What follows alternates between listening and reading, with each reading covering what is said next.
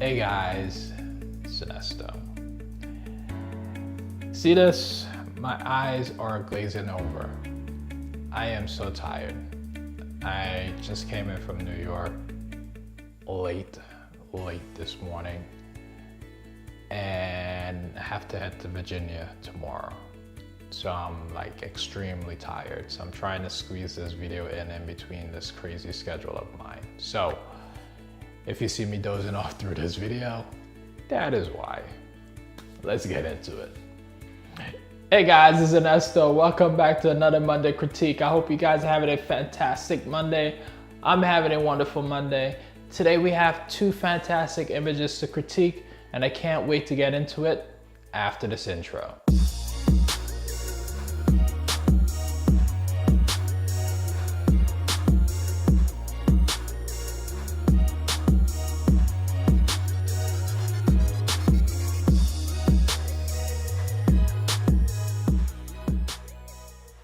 If you guys want to submit your image to be critiqued, please join our Facebook group. It's called Fine Art Photography and Modeling. In that group, I created a specific thread where you could submit your images to be critiqued. All right, guys, welcome back. So let's get straight into it. So the very first image was submitted by this gentleman. Thank you very much for submitting your image. Let's get into it. So the very first thing I like to start with is light. So the light in this image is perfect for the type of image this is. This is more of a lifestyle type of image. So from a lighting perspective, I think what you have going on here is pretty okay. The only thing that's a little bit distracting to me in this image is what's coming in from camera left. So you have two light sources here, right? I can assume that one light source is coming from a window on camera left. And the other light source, as you describe in the description when you submitted this image, is coming from a reflector on camera right. So you have two light sources. When I look at this image, the first thing that I notice in this image is just that strong shadow on the left side, which is camera left of the subject's face. And that hard shadow is being cast by the light that's coming in from camera left, which again is from that window. And that light is casting a shadow on the subject's face because it's hitting the hair first, and then it's creating that harsh shadow on camera left of the subject face. Now, the reason I noticed this is because the line is very defined. What you want is a more softer line that can transition a little bit more into light and shadow. You don't want a hard, defined shadow. So that's why I noticed that. So I would say for this type of image, I would have tried to get maybe like a diffuser on camera left to help soften that shadow on camera left, okay? So that's what I would have done there. The other thing I would have done is ask the subject to turn just a little bit more to that light, which is on camera left, which would help reduce that shadow that will be hitting her face, because if more light is hitting her face, that means the light won't be hitting the hair. So that's what I would have done there, which is just turn her body a little bit towards that light. The other thing that we could have done, which is really simple, is just basically ask her to move her hair a little bit off of her face so that the light doesn't hit it that much. Okay, so those are the things that I would have done just to help a little bit with respect to the lighting in this image. But I think overall, I really like what you got going on here for this type of lifestyle image. So wonderful job there. All right, guys, now let's talk about the pose in this image. So from a posing perspective, this type of image is more of a lifestyle type of image. So you don't try to overpose the subject, okay? You try to have a more natural reaction from the subject when you're dealing with more of a lifestyle image, okay? So with respect to the pose in this image, I really love one thing that's happening in this image with respect to the subject. And that is the expression that's coming from the subject's face. I really love the expression. She seems very happy. I don't know what's going on here in the environment, but I really love the image of this young lady. Now, she draws me into the image. If she was trying to sell something, I'm pretty sure I would have been engaged in trying to figure out what is it that she's trying to sell me. So from that perspective, I really think you nailed it with respect to the expression on the subject. Now, when I look at the subject, the one thing that basically draws me in, at least from a viewer perspective, is the fact that there is no negative space when it comes to the subject. Right now, all you see is just one solid mass. So what I would have done in this image was just to try to add a little bit of negative space on the subject, and simply you could have just done that by having the subject put her right hand on her hip, which would have given her that nice little triangle and a gap between her elbow and her waist. So that would add just a little bit more shape and give her that little bit of a negative space that's missing in this image. All right, guys, now let's move on to the composition in this image. So overall, from a compositional perspective, I think you did pretty well with the composition. There's just two elements in this image that just is a little bit distracting with respect to the composition. The first thing, and that is the pipe that's on camera left of the subject. Now, the reason it's a little bit distracting is because it's right over the subject's shoulder. So what would I have done with respect to my composition to help eliminate that pipe? The first thing I would have done is simply change my camera angle so that I could utilize the subject's body to hide that pipe. The other thing that I notice in this image that's just a little bit distracting to me is the wrist.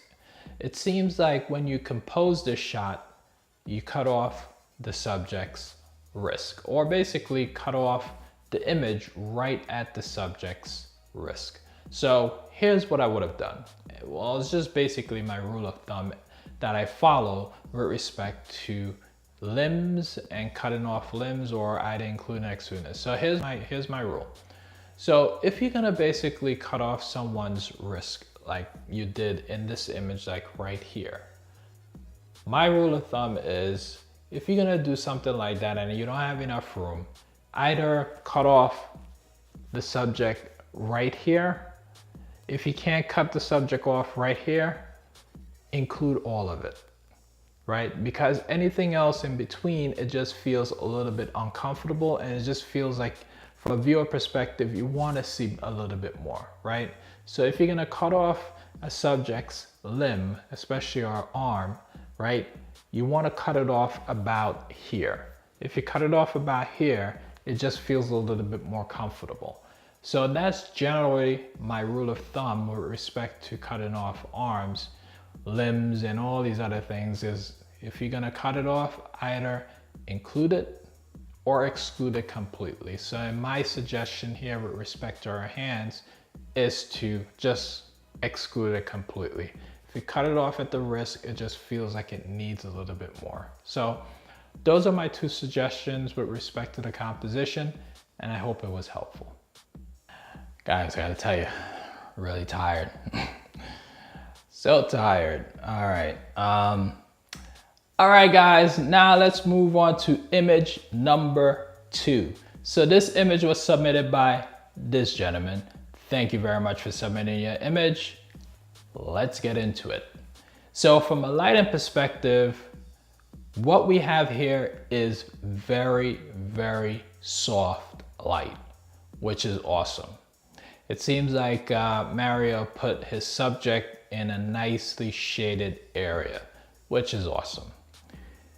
The problem with shaded areas is that once you go into a shaded area, you have to find that direction of light.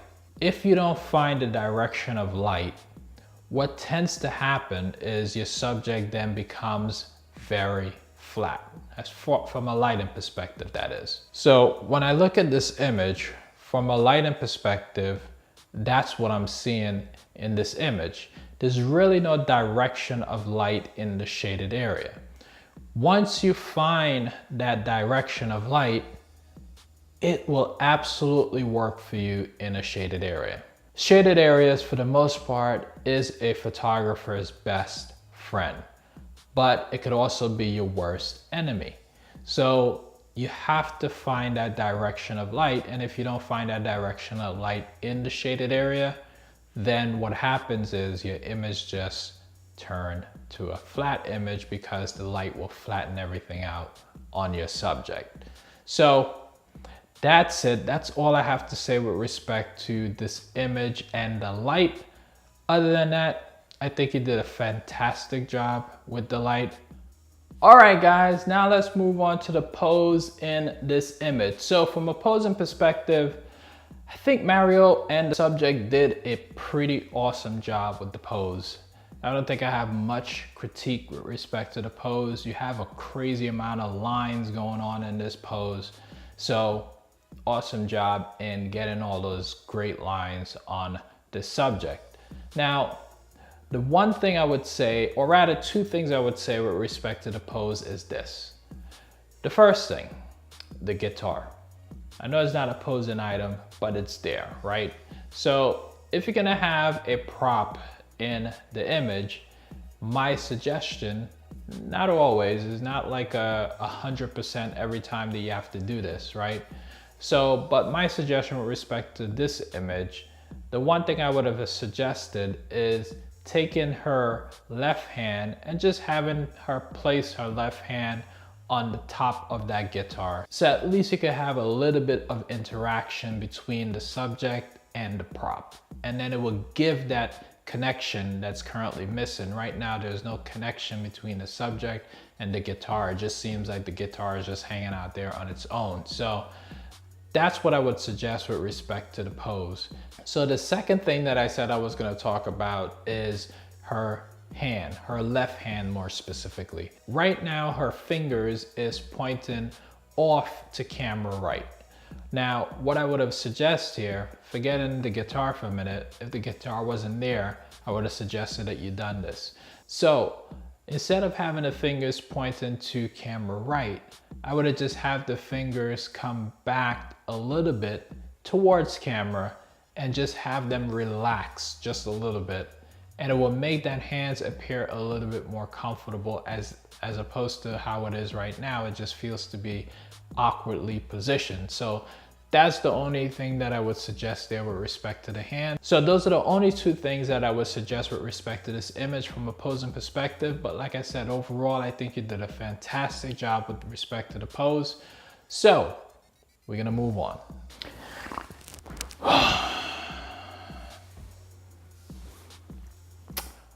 All right, guys, now let's move on to the composition in this image. So from a compositional perspective, I think overall, Mario, you did a great job with the composition. I love how you framed this image up to include the subject, the guitar, and whatever it is that she's sitting on there. I don't know what that is that she's sitting on, but I think you did an overall great job with the composition. There's only one thing I would say with respect to the composition, and that is with respect to vertical lines. Now, when you include vertical lines in your image or horizontal lines, any type of line that you're going to include in your image, the one thing you always have to be a little bit more attentive to is making sure that those lines are straight. Now, when I look at your image, those lines are not straight. Now, the quick thing that you could do in post is basically go into Lightroom, if Lightroom is what you're using, or any other program that you're using, and most of those programs have the ability for you to straighten out your lines by basically drawing a straight line on one of the vertical or horizontal lines in the image, and it will quickly snap that image back into place and make those lines straight. So that's what I would suggest with respect to your image and the composition. So with that said, we'll move on. So the one other thing that I wanted to mention about this image is about the post-production. So from a post-production perspective, overall, I think Mario, I think you did a great job with the post-production. The one thing I would suggest with respect to post-production and skin work is, I'm not really sure what program you use for your skin work. I don't know if you use Portraiture. I think that's the name of it, but it's a very popular for most folks to utilize that type of program to get, you know, a nice smooth skin and whatnot. So the one thing I would suggest is whatever program it is that you're using to help with the skin work, just back off of the opacity of that effect just a little bit. Because right now, when you look at this image, what's happening is there is no texture on the subject's skin. And we know in real life, everybody has texture. So you want to be able to retain some of that texture on the subject's skin. So overall, I think you did a great job with your post-production work, but I just would say, just pay attention to the skin work and try to back off of the opacity on whatever effect it is that you're utilizing for skin work in this image. So that is all I have to say about the post-production. I hope it was helpful. All right, guys, now let's get into the rating of these two images. Light, I gave this image a 4. Pose, I gave this image a 3. Composition, I gave this image a 3. Overall, this image received a rating of 3.33.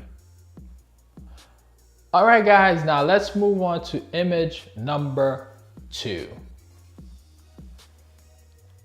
Light, I gave this image a 3. Pose, I gave this image a 3. Composition, I gave this image a 4. Post-production, I gave this image a 3. Overall, this image received a rating of 3.25 out of 5. All right, guys, thank you so much for submitting your images to be critiqued. I sincerely appreciate it. I hope the feedback that I provided was helpful to you, and I hope it was helpful to the viewers as well. That is it. Thank you very much for watching this video, guys. If you enjoyed it, hit that thumbs up button. Share this video with your friends and family. And please put some feedback down below and let me know what you think about this video. And guys, if you got this far in the video, you must be enjoying this content and you must be enjoying this channel. So go ahead, hit that subscribe button, and I'll see you next Monday.